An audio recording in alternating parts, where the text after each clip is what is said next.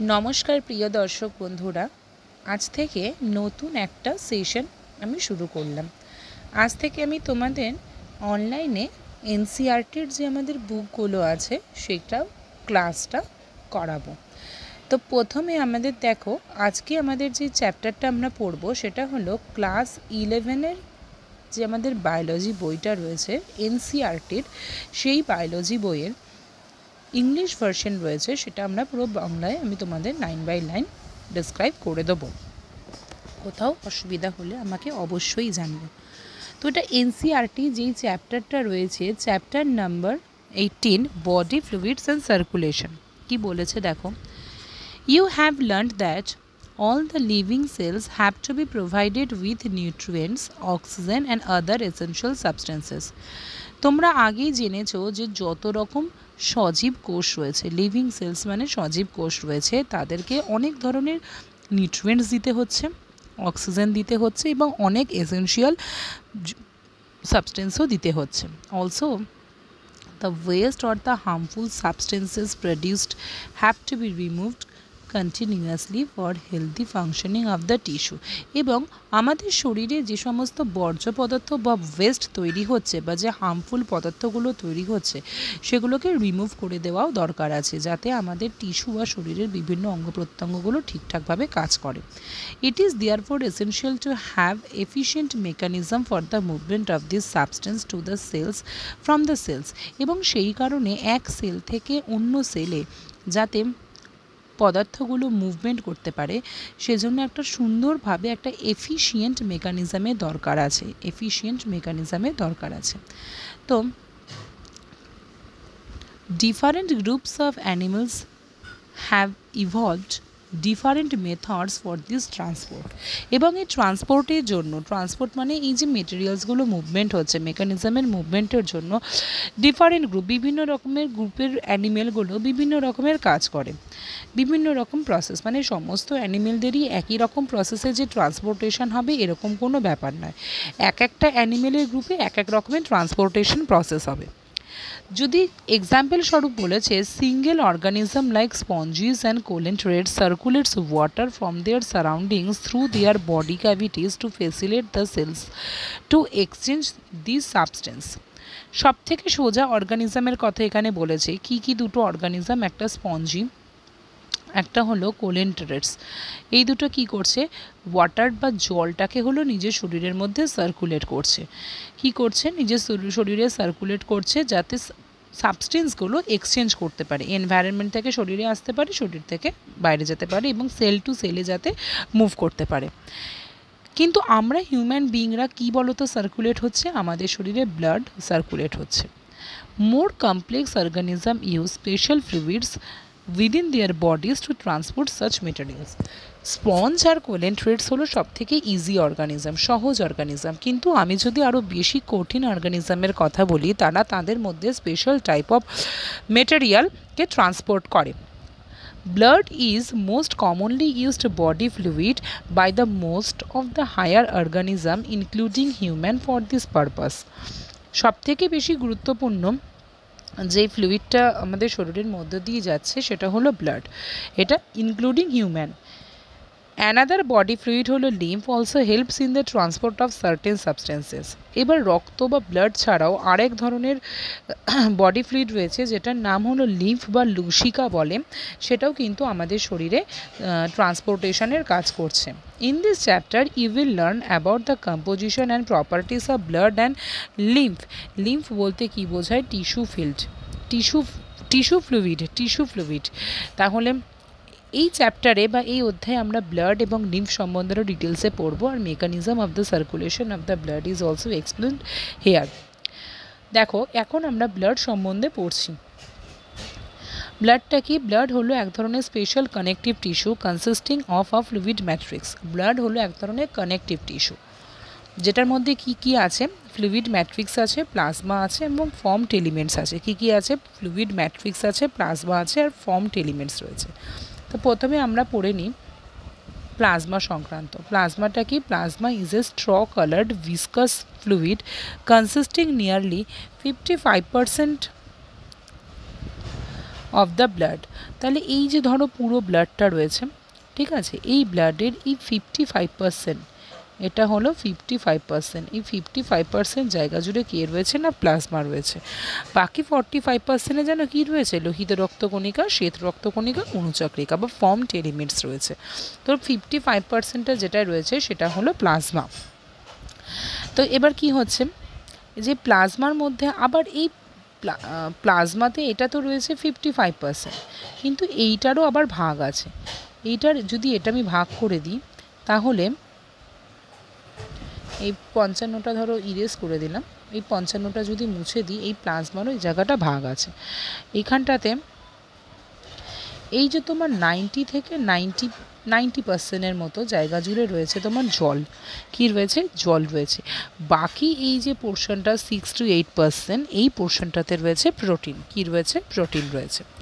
তাহলে 90 to 92% কি রয়েছে, 90 to 92% প্লাজমা রয়েছে এবং 6 to 8% রয়েছে আমার প্রোটিনস। কিসের কথা বলছি আমরা, প্লাজমার কথা। এবার প্লাজমাতে তাহলে প্রোটিনগুলো কি কি, ফাইব্রিনোজেন, গ্লোবিউলিনস এবং albumins are the major proteins. Very important, এখান থেকে কোয়েশ্চেন আসে। সে তুমি নিট পরীক্ষায় দাও, কি তুমি যে কোনো এন্ট্রান্স পরীক্ষা দাও, কি বা তুমি কোনো স্কুলে পড়াশোনা করছো, বা তুমি চাকরির যে কোনো পরীক্ষা দাও, সেখানে তোমার এটা গুরুত্বপূর্ণ জিনিস। Fibrinogen, globulins and albumins are the major proteins. তাহলে প্লাজমাতে যে প্রোটিনগুলো থাকে সেই প্রোটিনের নামগুলো কি, ফাইব্রিনোজেন, গ্লোবিউলিনস এবং অ্যালবুমিনস। নেক্সট বলেছে ফাইব্রিনোজেনের কাজটা আমরা পড়ব। আমাদের যখন দেখবে কখনো রক্ত পড়তে থাকে তখন কিছুক্ষণ পরে রক্তটা জমে যাচ্ছে, কেন জমে যাচ্ছে, কোয়াগুলেশন বা ক্লটিং হচ্ছে, সে জিনিসটাকে কোয়াগুলেশন বা ক্লটিং বলে। সেটার জন্য ফাইব্রিনোজেনেসের খুবই দরকার হয়। ফাইব্রিনোজেনেস তাহলে কি করছে, প্লাজমার একটা প্রোটিন ফাইব্রিনোজেনেস, এটা কোয়াগুলেশন বা ক্লটিং করতে কিন্তু সাহায্য করছে। আর একটা আমরা কি প্রোটিনের কথা বললাম, গ্লোবিউলিন, কি বললাম, গ্লোবিউলিন। গ্লোবিউলিন কি করতে সাহায্য করে, globulin primarily R involved in defence mechanism of the body. আমাদের শরীরের ডিফেন্স মেকানিজম, শরীরের যে প্রতিরোধ ক্ষমতা বা শরীরকে রক্ষা করা, ডিফেন্স করতে সাহায্য করে হলো গ্লোবিউলিন। বিভিন্ন রকমের ফরেন অ্যানিমেলস রয়েছে বা অচেনা কোনো আঘাতের হাত থেকে আমাদের শরীরকে রক্ষা করতে সাহায্য করে গ্লোবিউলিন। নেক্সট আরেকটা প্রোটিনের নাম আমরা পড়েছি, সেটা হলো অ্যালবুমিন। অ্যালবুমিন কী করতে সাহায্য করে, অসমোটিক ব্যালেন্স বজায় রাখতে সাহায্য করে। আমাদের দেহের যে অভিস্রবণ যে ক্ষমতা রয়েছে সেই ব্যালেন্সটাকে বজায় রাখতে কে সাহায্য করে, অ্যালবুমিন। এই লাইনটা খুব ভালো করে পড়বে। যে ফাইব্রিনোজেনেস হলো কোয়াগুলেশনে সাহায্য করে, গ্লোবিউলিন হলো ডিফেন্স মেকানিজম, যদি অসমোটিক ব্যালেন্স বলে তখন অ্যালবুমিনের কথা বলবো। এগুলো ছাড়াও আমাদের শরীরে আরও অনেক ধরনের মিনারেলস রয়েছে, যে মিনারেলসগুলো হলো Na+, Ca2+, Mg2+, ACO3- এবং Cl-। Na+, sodium plus, Ca2+, Mg2+, ACO3-, Cl-, এগুলো হলো আদার্স মিনারেল। এছাড়া আরও কী কী রয়েছে, গ্লুকোজ রয়েছে, অ্যামাইনো অ্যাসিড রয়েছে এবং লিপিডস রয়েছে, এগুলি প্লাজমাতে রয়েছে। Are also present in plasma, they are always transit in the body, factors of coagulation R clotting of the body blood are also present in the plasma in an inactive mode. এই যে আমাদের কোয়াগুলেশনটা হচ্ছে, কখনো যদি আমাদের কেটে যায় তখন যে রক্তের কোয়াগুলেশনটা হয় বা ক্লটিং হয়, সেখানে কে সাহায্য করছে না, প্লাজমার মধ্যে থাকা প্রোটিন, সেটার নাম ফাইব্রিনোজেন। এইটা কিন্তু ইনঅ্যাক্টিভ মোডে থাকে, সবসময় সতেজ থাকে না।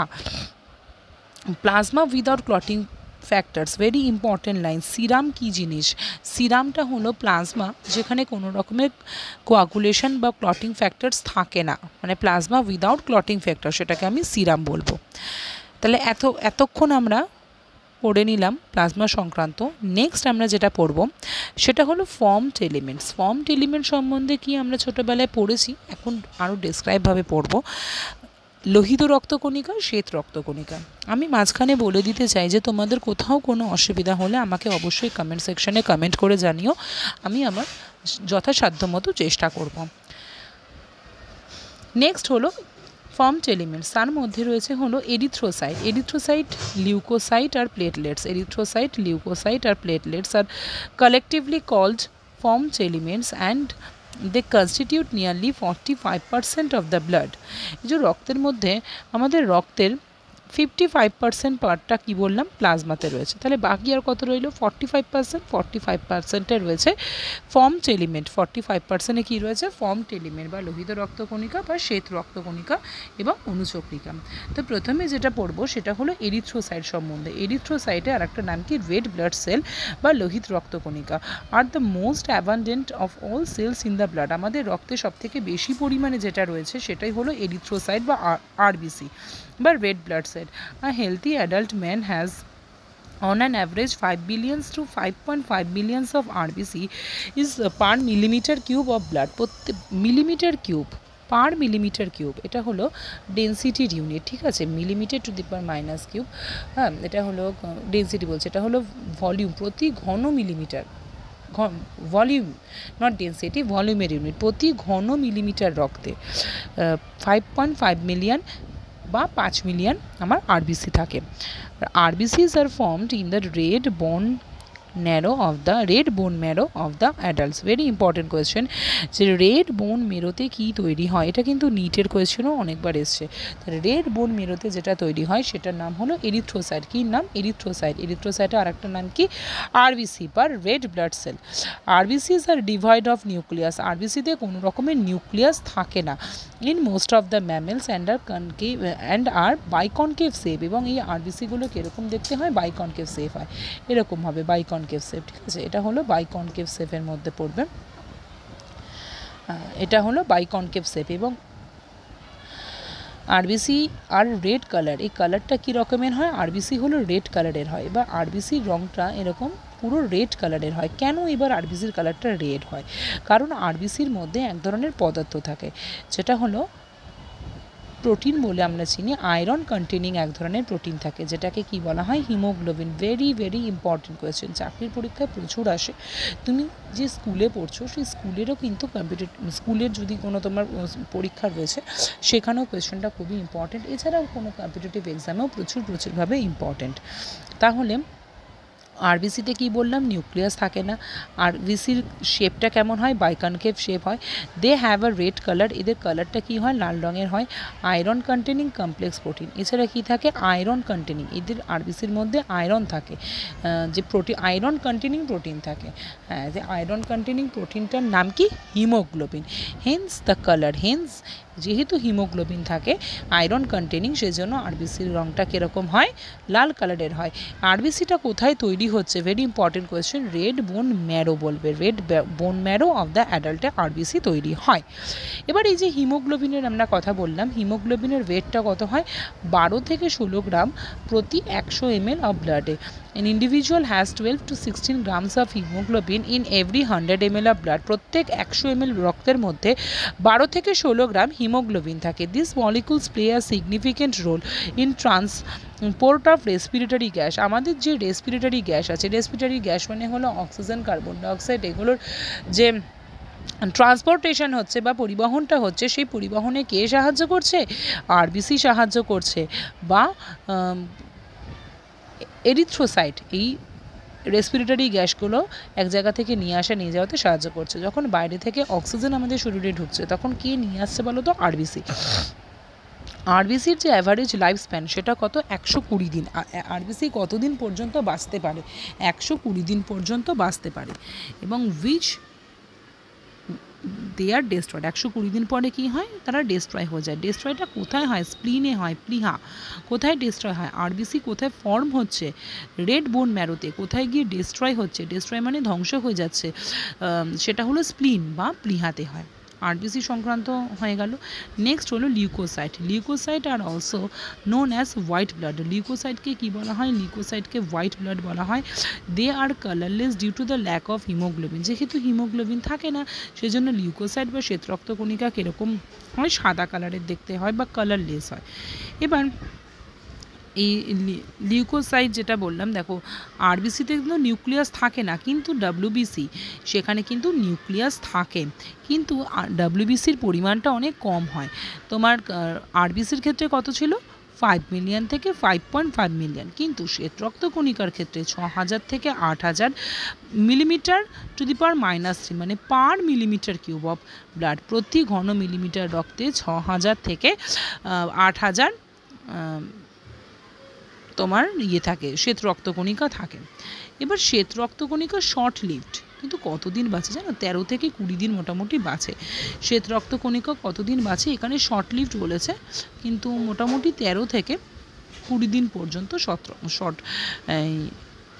শ্বেত রক্তকণিকা বা লিউকোসাইট বা ডাব্লিউবিসি বেঁচে থাকে। নেক্সট বলেছে we have two main categories of ডাব্লিউবিসিস, একটা গ্রানালুসাইট, একটা অগ্রানালুসাইট।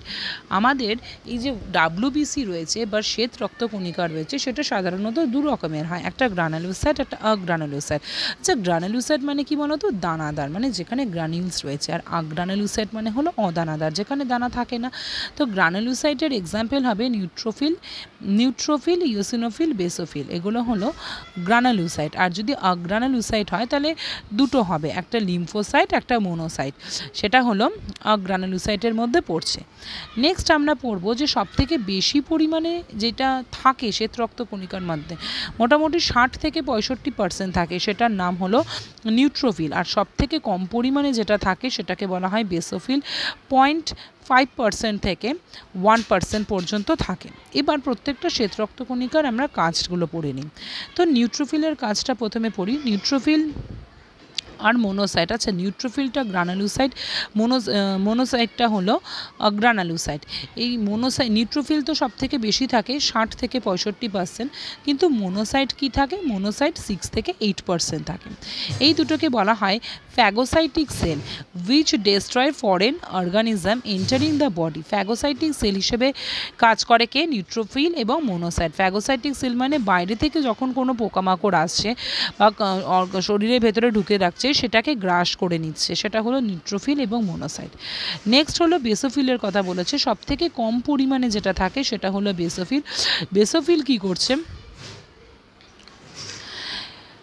সিক্রেশন করছে। কিসের সিক্রেশন করছে? Histamine, heparin, serotonin. Histamine, heparin এবং সেরোটোনিন এদের সিক্রেশন করছে। এবং বেসোফিলের মেন কাজ হলো ইনফ্ল্যামেটরি রিয়াকশনের মধ্যে থাকে। ইনফ্ল্যামেটরি রিয়াকশন বলতে মানে ইরিটেশন। আমাদের বিভিন্ন রকম চুলকানি হয় না, ধরো মশা কামড়ালো আমরা চুলকাচ্ছি, বা অনেক সময় চুলকাতে ঘা হয়ে যেতে পারে, সেগুলোকে নিয়ন্ত্রণ করে হলো বেসোফিল। হিস্টামিন, হেপারিন আর সেরোটোনিন এগুলোকে নিয়ন্ত্রণ করে।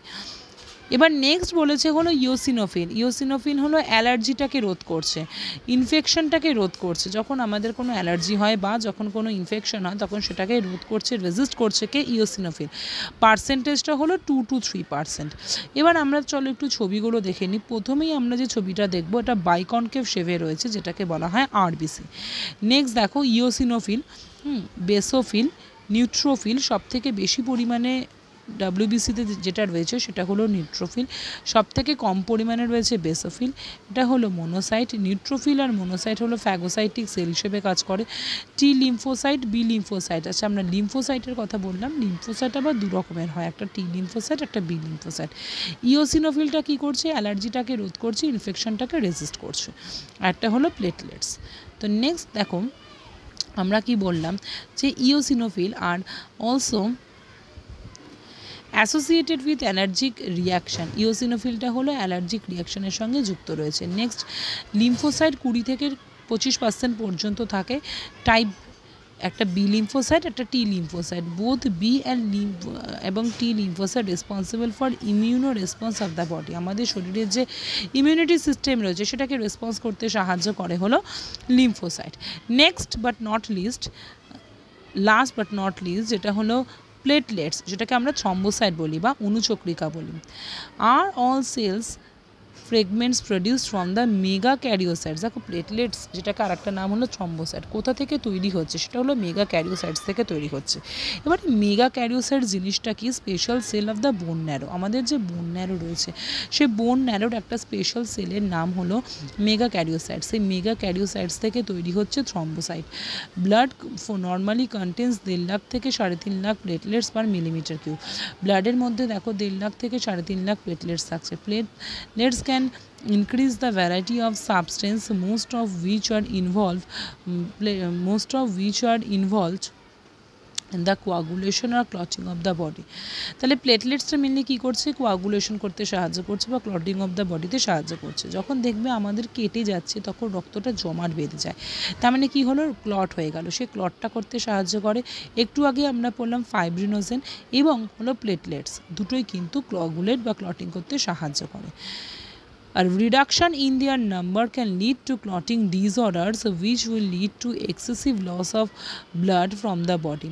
এবং প্রচুর পরিমাণে যদি এই প্লেটলেটসের সংখ্যা যদি কমে যায়, যেমন 1.5 লাখ থেকে 3.5 লাখ আছে, তো এই সংখ্যাটা যদি প্রচুর পরিমাণে কমে যায় তাহলে কিন্তু ক্লটিং বা কোয়াগুলেশনে অসুবিধা হবে এবং আমাদের শরীর থেকে প্রচুর পরিমাণে রক্তক্ষরণ হয়ে যাবে। তো আজকে এত পর্যন্তই রইল। আমরা নেক্সট ভিডিওতে ব্লাড গ্রুপস থেকে পড়ব। তো তোমাদের যদি আমার ভিডিও কিছু ভালো লেগে থাকে আমার ভিডিওটিকে like, comment, share and subscribe করতে ভুলো না। And all the best for your upcoming exam. তোমাদের জন্য বন্ধুরা একটা কোয়েশ্চেন রয়েছে যে ফাইব্রিনোজেনের মধ্যে যদি না থাকে তখন তাকে আমরা কি বলবো। ফাইব্রিনোজেনের মধ্যে তোমাদের জন্য আজকে কোয়েশ্চেনটা হলো যে ফাইব্রিনোজেনের মধ্যে যদি কোয়াগুলেশন বা ক্লটিং যদি না হয় তখন সেটা আমরা কি বলবো, বা প্লাজমা, বা এরমভাবে বলতে পারো যে প্লাজমার মধ্যে যদি কোয়াগুলেশন প্রপার্টি যদি না থাকে তখন সেটাকে আমরা কি বলবো। তো আজকে এই পর্যন্তই, নেক্সট ভিডিওতে নেক্সট ডিসকাশন করা হবে। Thank you.